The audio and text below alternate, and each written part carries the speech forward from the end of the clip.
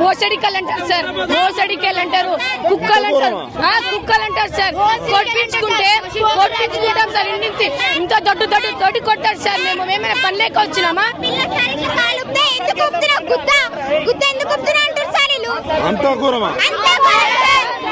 ఆ మాటలు వినలేకపోతున్నారా? నేను ఏం కావాలి ఇప్పుడు?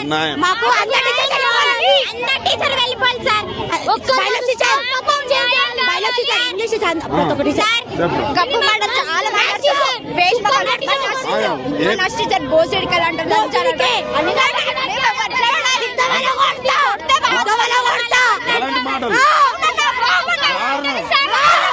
ఏ టీచర్ మహిళా టీచరే కదా?